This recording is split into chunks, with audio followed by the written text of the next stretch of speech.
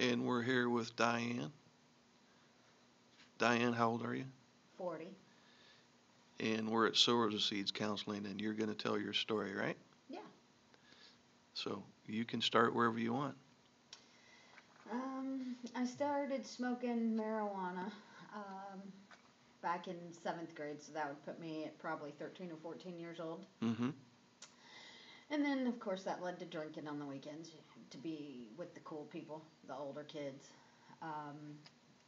I got married at 18 to my first husband, and we smoked weed and drank basically every day. We got divorced when I was 29, and I went to work in a bar. As a single mom, it was quick cash and took care of all the bills. But then that just leads to more of a drinking problem. When you work in a bar and you're young and you make good money, Mm-hmm. you can do that a lot. And I did a lot.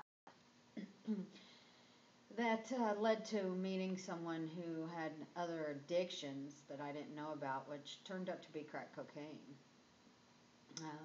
And when somebody's addicted to crack, if there's somebody sitting around with money, of course they're going to give them some, so they will buy more when it runs out. And I liked it. I at least liked the feeling it gave that first hit anyway. I smoked crack for 8, 9 years off and on. Started drinking more, smoking weed less and less. But other addictions got worse. Crack cocaine, alcohol, anything to put me to sleep once I came down from the crack, because you can't go to sleep. So then you'd need something to help you sleep. And that would either be more alcohol or a Xanax, Seroquel, some sort of pill. I ended up losing my 7-year-old son. I got arrested, and I sent him to live with my sister in Arizona, which then I didn't have any children in the home. My oldest is in Afghanistan serving in the army. And I had no children at home, so I had all this freedom. I was living with a man who would break into cars and steal purses, and I would use any stolen credit cards that were inside. And we would use these to purchase things like cartons of cigarettes or whatever anybody placed an order for. And the cash that we made with this went to our drug habits, which was crack cocaine or pills, alcohol. And this was an everyday occurrence. I mean, it got so bad that that's all we did. I had worked for Indiana University School of Dentistry, making money, very good money for a woman being on her own. I had a nice home, nice cars. And with the first arrest, I lost it all. My car was impounded. I never could get it back because I spent all the money on alcohol and drugs. Like I said, this was an everyday occurrence of using massive amounts of crack cocaine and alcohol. It was nothing to go through several $100s, and I'm talking $400, $500, $600, $700 a day on these addictions, with nothing to show for it. I did try to get out at one point because I saw what was going to happen to me. But this man didn't feel that that was a wise decision, especially on his part. So when I did mention getting out, I took a few serious beatings.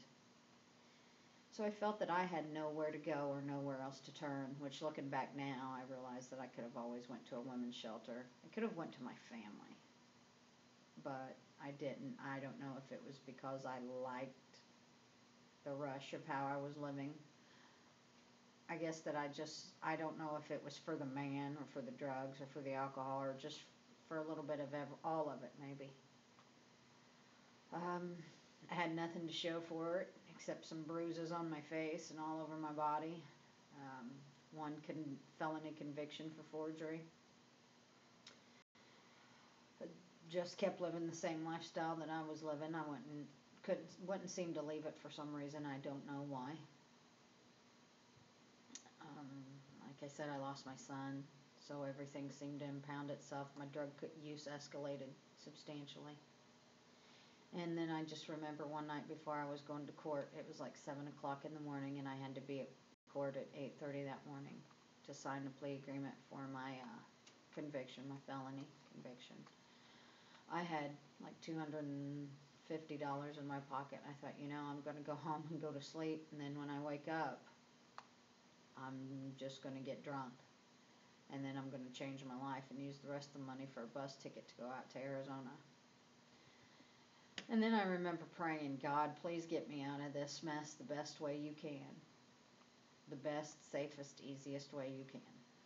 So I went to court in Marion County that morning and was told that I was being reprimanded to the sheriff of Madison County, Anderson, Indiana, on 11 counts, 11 felony counts of forgery and receiving stolen property. And I was also wanted for questioning in at least 7 other counties.